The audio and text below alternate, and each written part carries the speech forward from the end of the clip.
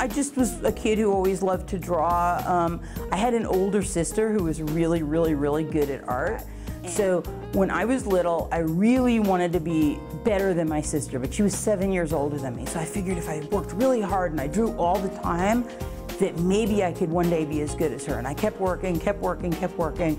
And she became a lawyer and I became an artist.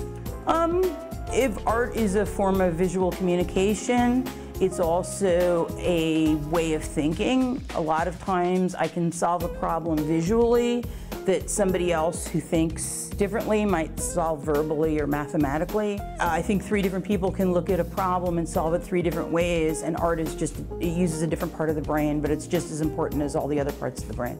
But using some sort of social media in order to teach students. So he talked about YouTube, he talked about blogging, and he talked about different ways that teachers could create content online for students to look at independently.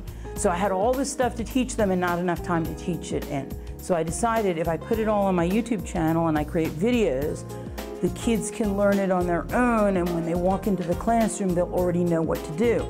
Bill's class, and maybe they love to draw and they really wanted to learn art and they couldn't. And this way they could go to my blog and sort of do the lesson themselves and still learn art. So I felt like I was able to maybe still deliver the same quality of instruction. I had absolutely no idea that people from all over the world were also looking, and especially the main followers of my blog, YouTube channel, and Facebook page are other art teachers from around the world, and a lot of them use my lessons, which is really cool, but it was an unexpected perk. When I was a kid, I did not think art could be taught. I thought that art was something you were either born with or you weren't, and either you were good at or you weren't. And so therefore, if art couldn't be taught, there was no reason to become an art teacher. It was just a waste of time. If you could become a really good writer because you have a really good teacher, writing is an art.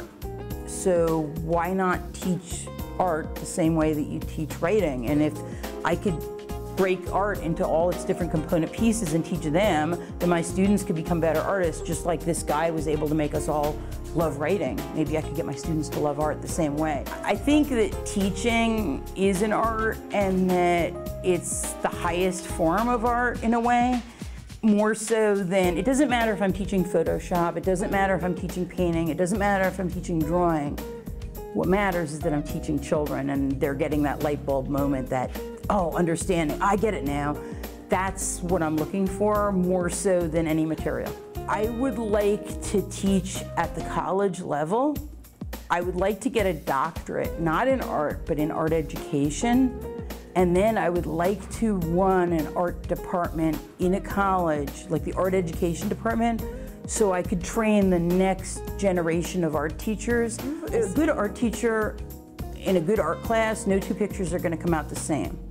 And I see there's only a minority of us out there who are doing that, where each person is able to find themselves and be themselves in art class. And I feel like art is one of the few classes that lets you be more of who you are. So I really want to make sure that the next generation of teachers comes in and inspires the next generation of youth. And I feel like I could do that if I taught at the college level.